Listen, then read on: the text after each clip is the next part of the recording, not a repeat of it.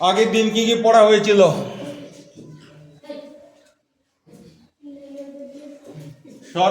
ব্যঞ্জনাগম, তার আগে হয়েছিল স্বরাগম।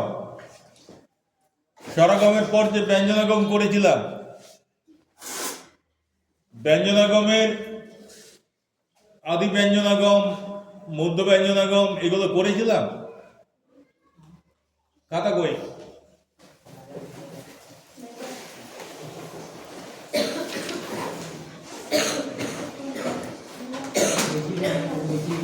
তারপরে করেছিলাম লোপ।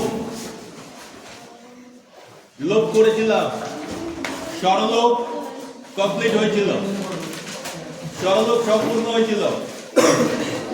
ব্যঞ্জন লোপটা কি ধরেছিলাম বা ধরিনি?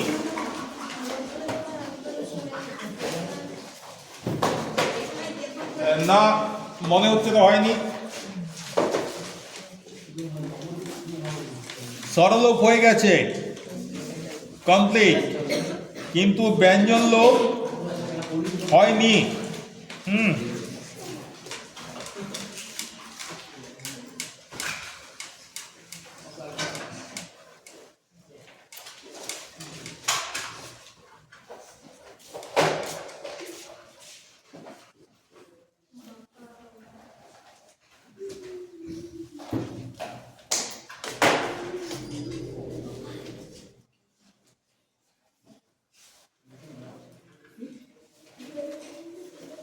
ব্যঞ্জন লোপে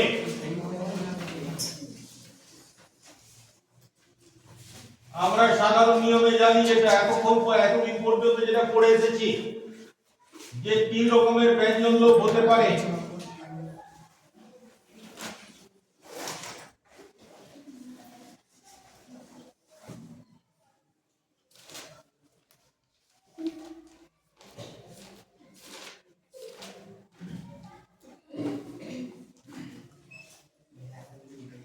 প্রথমটা লিখলাম আদি ব্যঞ্জন লোপ, দ্বিতীয়টা কি লিখবো? মধ্য ব্যঞ্জন লোপ।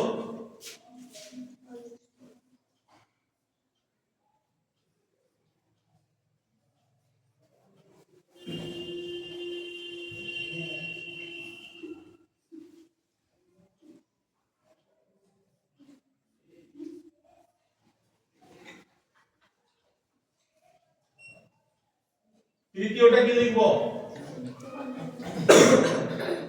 অন্তব্যঞ্জন লোপ।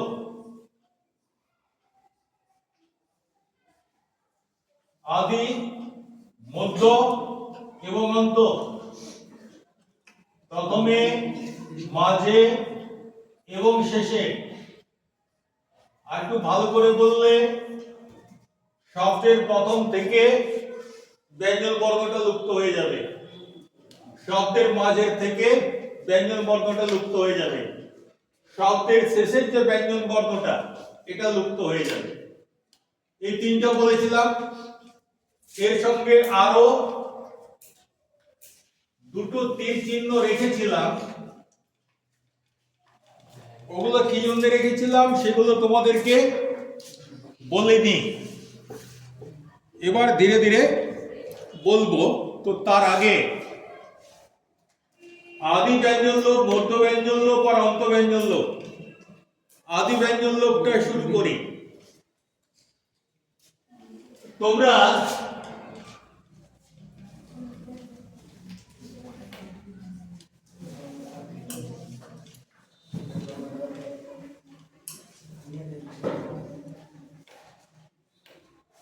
এই কথাটা শুনেছো? ঠাকুর থান, ঠাকুর থান শুনেছি তো। সেটা কি?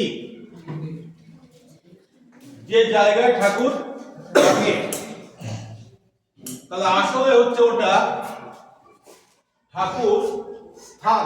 স্থান মানে জায়গা। স্থান থেকে কি হলো?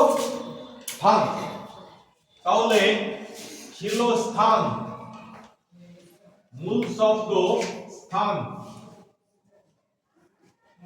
এটা হয়ে গেল স্থান। কোন বর্গটা লোপ পেল? দন্তস্বটা স্বরব্যঞ্জ না ব্যঞ্জন বর্ণ? কোথা থেকে লোপ পেল? শব্দের আদি থেকে। এটা যদি আমি বর্ণ বিশ্লেষণ করি তাহলে দেখতে পাবো দন্তস্ব ক্ষয়ে আকার, দন্তন্বয়ে অকার। অকারে কোনো চিহ্ন থাকে কি না, হসন্ত নেই মানে অকার। এটা এরকম ছিল। হাড়টাকে ভাঙলে কি পাচ্ছি? ক্ষয়ে আকার, সরি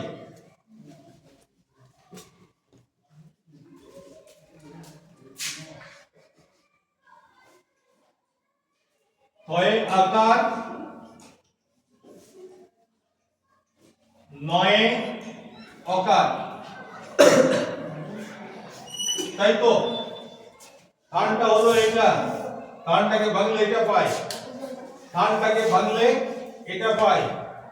থান থেকে থান হলো, তার মানে কি এই দন্তস্বটা লুপ্ত হয়ে গেল। কোথায় ছিল দন্তস্বটা? শব্দের আদিতে ছিল। তাহলে এটা হলো আদি ব্যঞ্জন লোপের উদাহরণ। আমাদের পাড়া গ্রামের ছেলেরা অনেক সময় বলে খুব যে টাইল রে, খুব টাইল করছিস। টাইল করছিস মানে কি বলতে চাইছে? টাইল করছিস, টাইল করছিস। টাইলটাকে অনেকেই বলে টাইল, বিশেষ করে যারা অল্প শিক্ষিত। সেখানেও দেখো প্রথমে দন্তস্বটা লুপ্ত হয়ে যাচ্ছে। এরপরে ট্রেন, ট্রেন অনেক সময় আমরা বলি ট্রেন, কিসে যাবি? ট্রেনে যাব। কিন্তু এটা আদি ব্যঞ্জন লোপের উদাহরণ নয়। কেন নয়? যদি ট্রেনটাকে রেল বলতাম, টটা আগে থেকে যদি উড়ে যেত তাহলে আদি ব্যঞ্জন লোপ হতো। কিন্তু ট্রেনটাকে যখন ট্রেন বলছি তো এর পরে র, তাহলে আদি থেকে উঠছে কি মধ্য থেকে উঠছে, তাহলে ওটা কি হবে? মধ্য ব্যঞ্জন লোপ। ট্রেন থেকে ট্রেন। তবে ট্রেন থেকে ট্রেনটা মান্য চলিত বাংলায়, মানে ট্রেন কথাটা ট্রেন অর্থে মান্য চলিত বাংলায় ব্যবহার হয় না। হয় কি? যারা অল্প শিক্ষিত তারা বলে, কিন্তু সাহিত্যে চলে না, বাংলা স্ট্যান্ডার্ড ভাষায় চলে না। তো যেগুলো চলে সেগুলোর উদাহরণ নেই।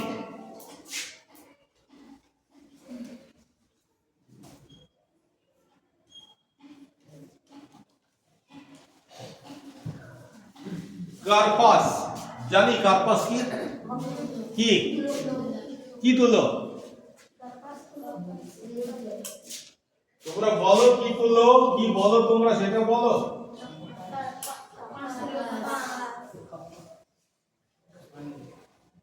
কি এরকম বলে কি না? শিমুল তুলো, কাপাস তুলো, মানে যে যে গাছের থেকে হয়। তাহলে কি ছিল এটা? কার্পাস।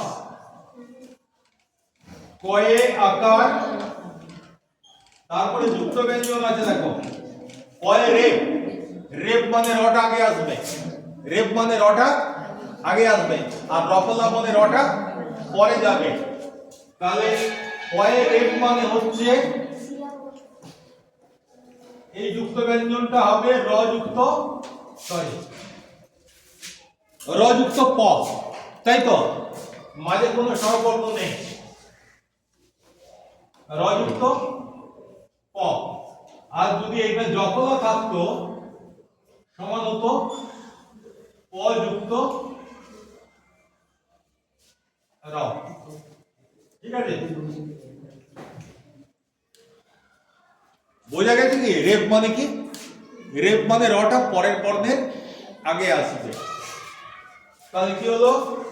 কা, কয়ে আকার কা, কয়ে রেপ মানে আগে র, তারপরে ক, কি কার আছে?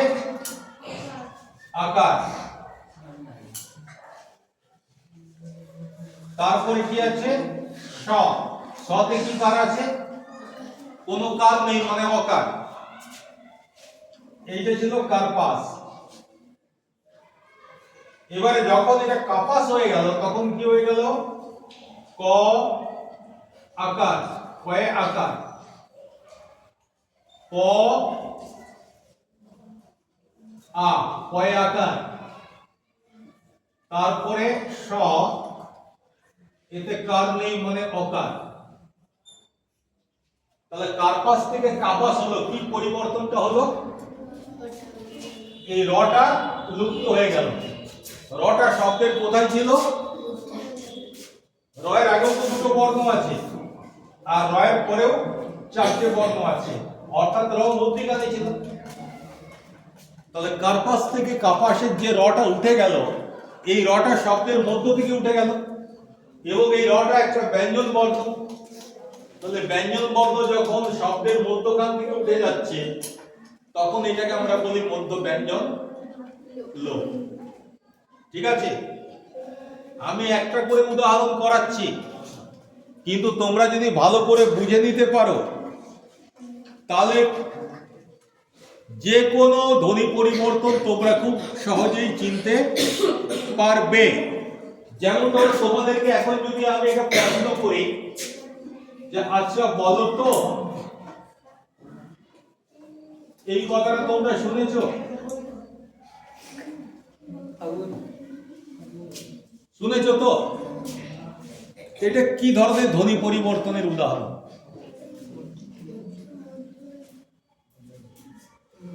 ব্যঞ্জন লোপ। কেন? আসলে শব্দটা ছিল ফাল্গুন, হয়ে আকার, লয়ে গয়ে হর্ষকার, দন্তন্য। কি হলো? গয়ের সঙ্গে যে লটা আগে লেগেছিল, গয়ের আগে, হয়াকারের পরে এবং গয়ের আগে যে লটা লেগেছিল সেই লটা লুপ্ত হয়ে গেছে। তাহলে এই মাঝখান থেকে যেহেতু ল নামক ব্যঞ্জন বর্ণটা লুপ্ত হচ্ছে, তাই এটা হচ্ছে মধ্য ব্যঞ্জন লোপের উদাহরণ। ঠিক আছে, তাহলে এরপরে অন্ত ব্যঞ্জন লোপ। অন্ত ব্যঞ্জন লোপ কিরকম? শেষ যে ব্যঞ্জন বর্ণটা, শেষ বর্ণ বলো না, শেষ যে ব্যঞ্জন বর্ণটা, শেষ ব্যঞ্জন বর্ণটা যদি লোপ পেয়ে যায় কোনো শব্দ থেকে, তাহলে সেটা হচ্ছে অন্ত ব্যঞ্জন লোপ। যেমন ধরো এখনই তোমাদের জিভে জল আসবে যদি বলি এটা কাঁচা।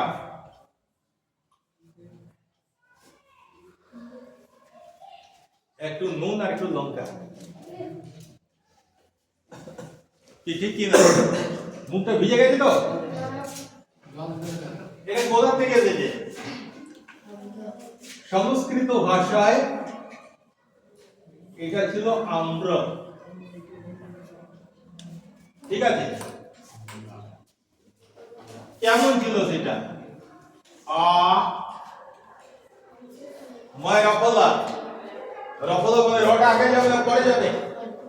পরে যাবে।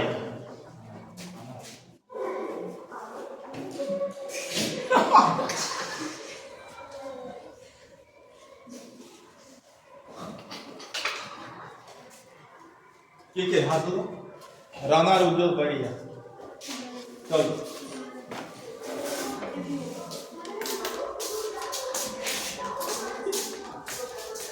আচ্ছা আম্র, এখান থেকে আমরা উচ্চারণ করছি যদিও আম, কিন্তু লেখার সময় লিখছি আম, তাই তো? তাহলে কি হলো? আ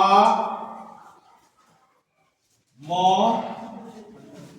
অ। এই যে শব্দটা আম্র, এতে কটা ব্যঞ্জন বর্ণ আছে? একটা, দুটো। এখানে কোন ব্যঞ্জনটা লুপ্ত হয়েছে? র। রটা প্রথমে আছে না শেষে আছে? শেষে আছে। তাহলে এইটা হচ্ছে শেষ থেকে ব্যঞ্জন বর্ণটা লুপ্ত হলো, তাই এটা হলো অন্ত ব্যঞ্জন লোপের উদাহরণ। এটা সহজ করে তোমাদেরকে বোঝানোর জন্য আমি দিলাম উদাহরণটা। কিন্তু এভাবে ধ্বনি পরিবর্তনটা আমে হয়নি।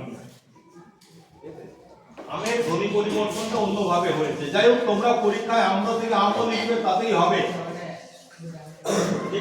ঠিক আছে, কিন্তু তোমাদের জেনে রাখা দরকার যে অনেকগুলো শব্দ আছে যেগুলো তদ্ভব শব্দ বলে, তারা প্রাকৃত ভাষা থেকে উৎপন্ন হয়েছে। যারা সংস্কৃতের লোক তারা বলেন সংস্কৃত ভাষা থেকে প্রাকৃত ভাষার উৎপত্তি, আর প্রাকৃত ভাষা থেকে বাংলা ভাষার উৎপত্তি। আবার অনেকে বলেন যে না, সংস্কৃতের সঙ্গে সঙ্গে প্রাকৃত ভাষাও প্রচলিত ছিল। সংস্কৃত এবং প্রাকৃত ভাষার শব্দগুলোর মধ্যে ভীষণ সাদৃশ্য আছে। তো প্রাকৃত ভাষা থেকে এই বাংলার উৎপত্তি হয়েছে। বিতর্কে যাব না। সংস্কৃত আগে, তারপরে প্রাকৃত, প্রাকৃত থেকে বাংলা, এতেও আমাদের কোনো আপত্তি নেই। আর প্রাকৃত আগের থেকেই ছিল, প্রাকৃত থেকে বাংলা, তাতেও আমাদের কোনো আপত্তি নেই। ঠিক আছে, তদ্ভব শব্দগুলো সংস্কৃত থেকে আসুক বা না আসুক, প্রাকৃত হয়ে তো এসেছে, মানে সরাসরি প্রাকৃত ভাষা থেকে এসেছে। আম্র শব্দটা এর প্রাকৃত রূপটা হচ্ছে আম্ম।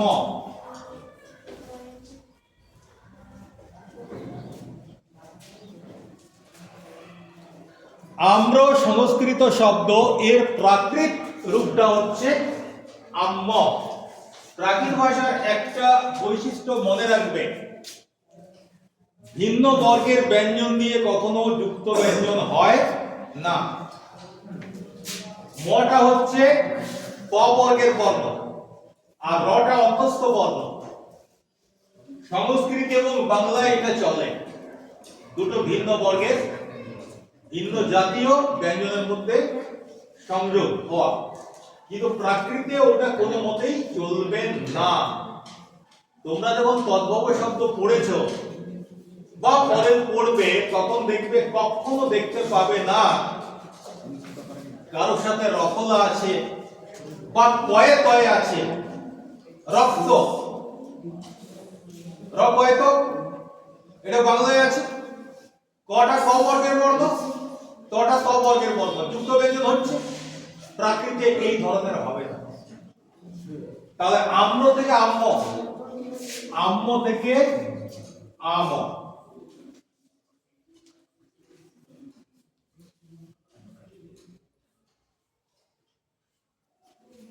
সেখানেও দেখো আমরা বলতে পারি মধ্য ব্যঞ্জনটা লোপ হয়ে গেছে। ঠিক আছে, তোমরা কেউ কেউ বলতে পারো কেন স্যার দুটো ম আছে, আমি কেন ধরবো যে আগেরটাই লোপ হয়েছে? আমি তো ধরতে পারি পরেরটা লোপ হয়েছে, কি তাই তো? এটা হচ্ছে প্রাকৃত ব্যাকরণ অনুযায়ী সেটা সম্ভব নয়। ঠিক আছে, তাহলে বোঝা গেল আমাদের অন্ত ব্যঞ্জন লোপ। ইংরেজি ভাষায় আর যদি শেষে থাকে, মূলত কোন স্বরবর্ণের পরে যদি আর থাকে, তাহলে অধিকাংশ ক্ষেত্রে আরটা উচ্চারণের সময় লুপ্ত হয়ে যায়। যেমন ভোটে কারা লড়াই করে, আমরা কি বলি না, ভোটাররা তো ভোট দেয়, লড়াইটা করে কারা? পার্টির লোকেরা। কি বলছি আমরা? পার্টির লোকেরা। কিন্তু আসলে শব্দটা কি পার্টি? পার্টি।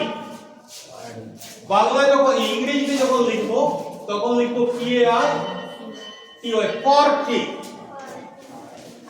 কিন্তু সবাই উচ্চারণ করে পার্টি, আর আমরা বাংলায় উচ্চারণ করি পার্টি। তো এই যে পার্টি, দেখো রটা লুপ্ত হয়ে যাচ্ছে। এটা তোমরা মধ্য ব্যঞ্জন লোপে ধরতে পারো, কোনো অসুবিধা নেই। ফো, আমি যদি বলি ফো, কি বলছে? আসলে শব্দটা হচ্ছে ফোর, FOUR, ফোর। বাংলা ফ আর ইংরেজি এফ, এর মধ্যে তফাৎ আছে, ওটা এখন তোমাদের জানার দরকার নেই, বড় হয়ে যাবে। তো ফো শব্দটা বানান অনুযায়ী হওয়া উচিত উচ্চারণ ফোর, ফোর, আর আমরা উচ্চারণ করছি কি ফো। লাস্টের আটটা উচ্চারণ করছি না। ইংরেজিতে এটা অন্তর্ব্যঞ্জন লোপ।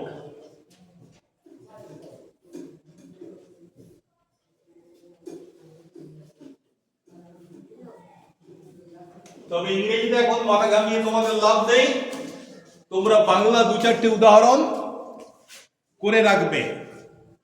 যেমন দই কোথা থেকে এসেছে? দধি, দ হয় হর্ষইকার, দ অ ধ ই। যখন দই বলছি দ অ ই, দটা উড়ে গেল। দটা কোথায় ছিল? শব্দের শেষ ব্যঞ্জন।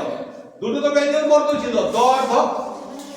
দটা মানে শব্দের শেষ ব্যঞ্জনটা লোপ পেয়ে গেল, তাই এটাকে বলা হয় অন্ত ব্যঞ্জন লোপ। এবারে এই দুটো ঘর কেন ফাঁকা রাখলাম, এটা পরের ক্লাসে আমরা চর্চা করব। ঠিক আছে, কারো কোনো প্রশ্ন আছে? আছে কি? সবাই বুঝেছো? খুব সুন্দর।